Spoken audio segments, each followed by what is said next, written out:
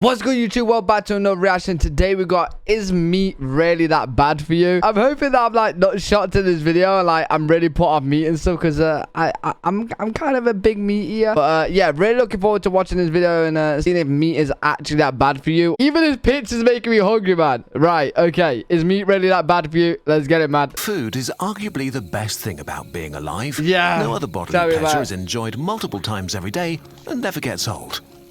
It's an expression of culture, our parents' love, and a means of celebration or comfort. Yep. That's why it hits a special nerve when we're told we should change what and how we eat to fight rapid climate change. One of the most delicious foods, meat, gets the worst press. It doesn't help that the topic is really hard to properly research yourself, and the debates get emotional quickly. But clearly, science can give us an answer. The reality is, well... The thing is, surely meat isn't bad for you, right? Because literally you are told all the time that you need like the nutrients from meat and you need all the stuff from meat for you to, you know, to be healthy. Complicated. Let's take a look at 3 climate arguments against meat that are used a lot and see what happens.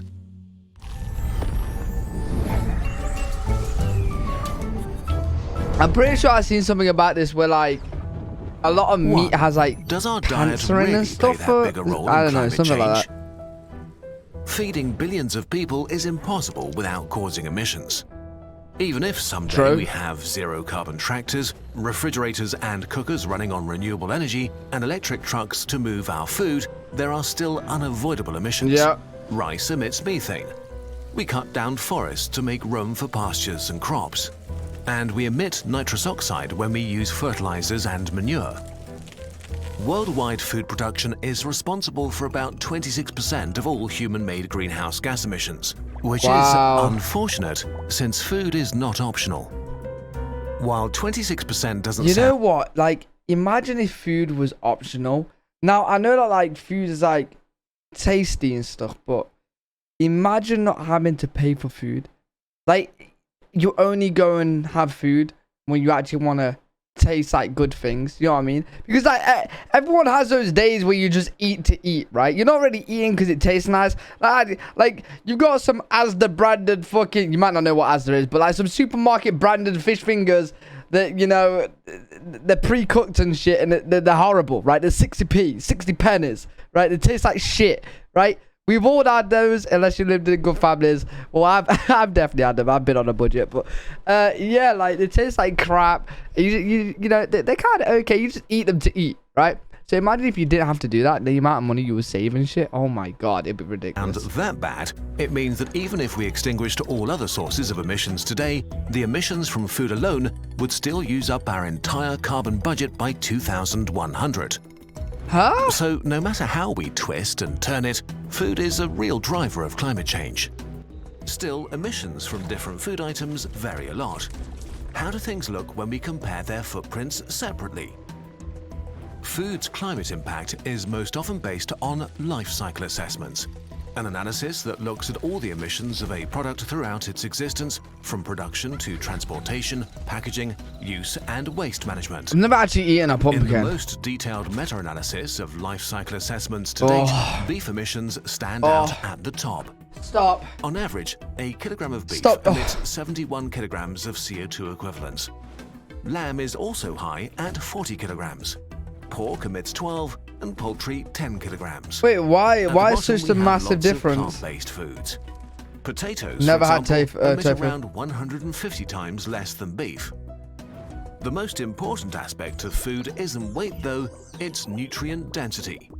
A kilogram of beef would keep you alive much longer than a kilogram of potatoes. So how does the ranking change if we compare emissions per calorie or protein? Not much. Animal protein is still the most costly for the environment, and beef and lamb are also outliers in emissions per calorie. Holy shit. But is this fair? After all, not all beef is the same. There are all sorts of ways to rear cattle, from pure grass-fed to factory farming. The worst beef comes in at 100... bro, that's so cruel, but like, it's one of those things where like, you're gonna eat it because it's there, but like you don't really like what's going on. I don't think anyone realized what's happening with like, you know, like how the cows are being mistreated and shit like that, and you know, some of the factories.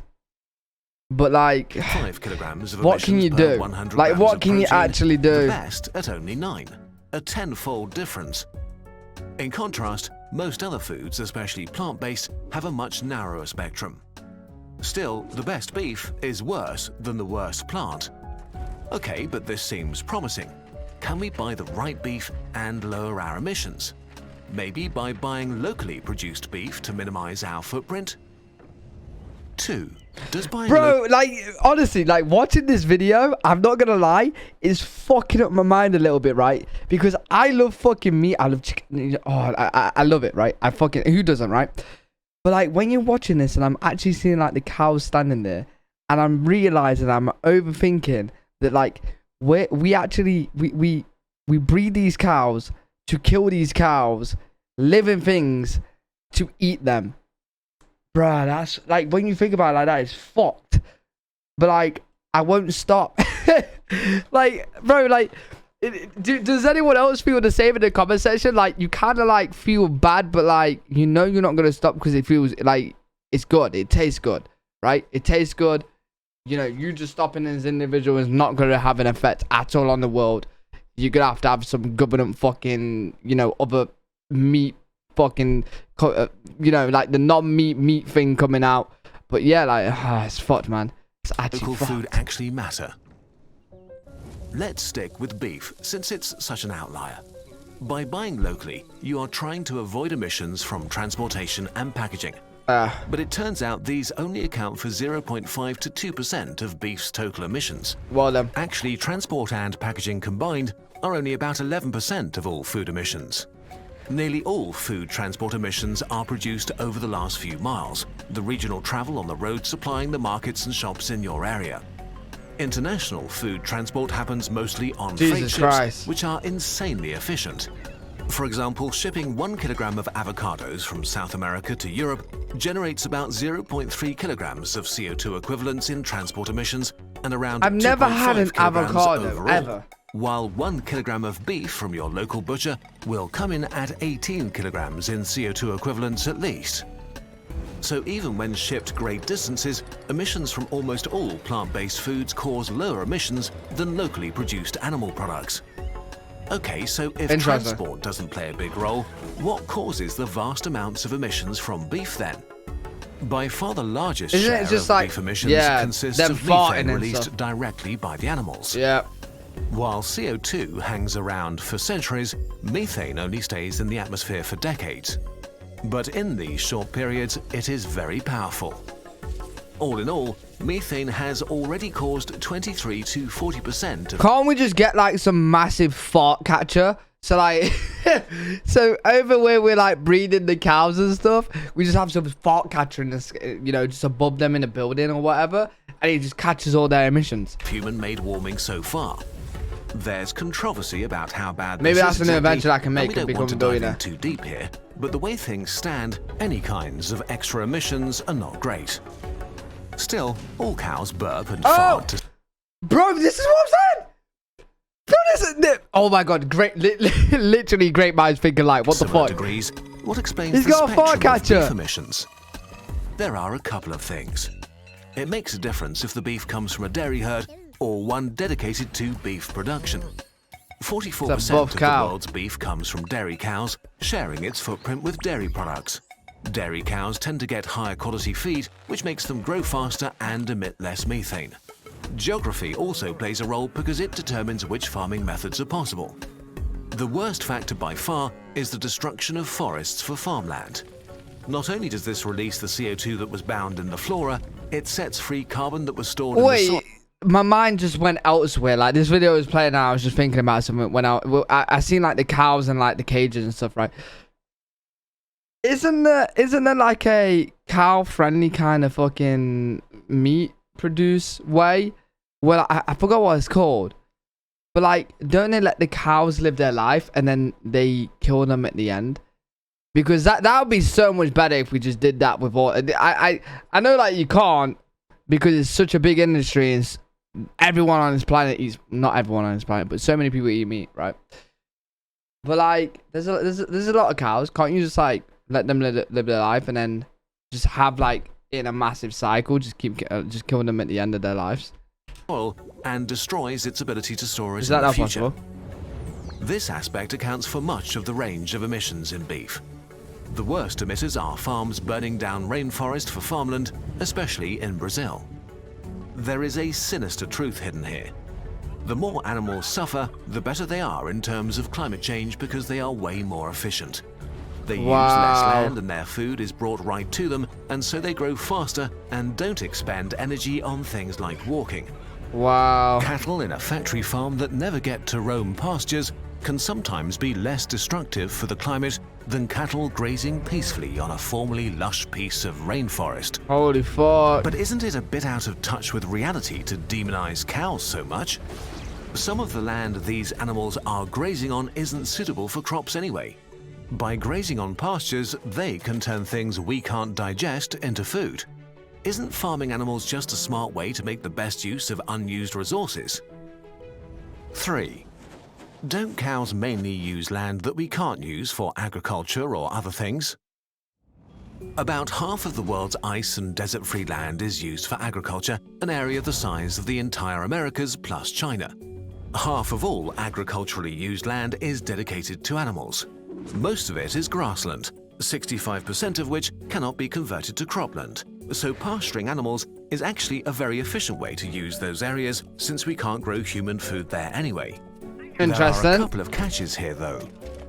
While the idea of cows turning useless grass into steak is nice, it is part of a marketing lie. Even though it is so massive, pastureland alone can't support the ruminants living on it. Globally, grazing systems sustain only 13% of beef production. So if we were to switch to 100% grass-fed, we'd simply have to eat much less beef. Yeah, that's what I was gonna say. Like, you just have there'll be less out there. So yeah. Imagine going to McDonald's like, oh, we got. Wait, that happened once, didn't it? Like KFC didn't have chicken. Like, I remember like for a couple of days, like I went to KFC or like people went to KFC and they didn't have chicken. Like, what the fuck is going on there? But it was something with like the imports or something. In the US, beef production would crash we got by no burgers today. 70% Got no if it chicken were to today. exclusively rely on grass. The only way to sustain our high demand for meat is by growing crops and feeding them to our cattle. And we haven't even talked about chicken and pigs, which exclusively eat feed crops. Because of this feed demand, less than half of the world's cereals are used directly as human food. 41% is fed to animals. Holy the same shit. is true for soy.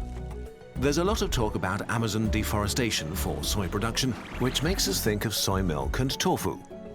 But only 19% of global soy production goes towards products for humans. About 77% is used to feed animals. Besides, land without food crops isn't automatically ecologically useless. A beef-free diet would free up around 2 billion hectares, a vegan diet would free up around 3 billion hectares of land. We could use this land to grow forests or restore wild that's actually grasslands, crazy when you think basically about it. anything that could suck carbon out of the atmosphere.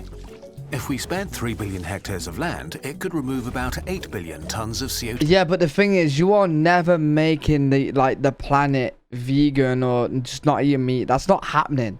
You're gonna have to get some plant-based meat that tastes the exact same, that has the same grease. You know what I mean? There's gonna have to be whatever company comes out and they make an identical, version of meat. So identical like steak, right? And I'm on about the juices, the flavors, the texture has to be identical, and it's plant-based, bro. That company is gonna go massive, and then we can stop eating meat. CO2 from the air per year. By comparison, we emit about 50 billion tons of CO2 equivalents per year at the moment. That means we could save 16% of emissions by eating a vegan diet. Okay, to summarize, food is a huge driver of emissions. Meat, but especially beef, is the worst food in terms of emissions. Buying locally does not have a big impact on food emissions compared to the type of food you're consuming. When it comes to beef, cattle that are grass-fed can sometimes even be counterproductive because they just need much more land. Even if you find the most environmentally friendly beef in the world, your burger still comes with a significantly higher carbon footprint than a veggie patty. You can decide for yourself what you want to do with this information. Has anyone tried a fact, you veggie are always patty? only- The plant-based McDonald's burger? Has anyone tried that, or like a McPatty? How are they? I tried the McPlant from McDonald's before. And I'm not gonna lie, it was actually disgusting. It was really bad. Like the burger, its flavor was not too bad. It was more like the texture. Like the actual meat just fell apart in my mouth. Like there was no tearing or anything. It was horrible. It was actually disgusting. I couldn't eat it. Yeah, if any of you guys tried anything like that, and have you found like any good alternatives or anything, let me know. But that was a really good video. I really enjoyed that one. Hopefully you guys did enjoy it too. If you did, make sure you leave a thumbs up. Make sure you guys subscribe. And I'll see you all in the next video.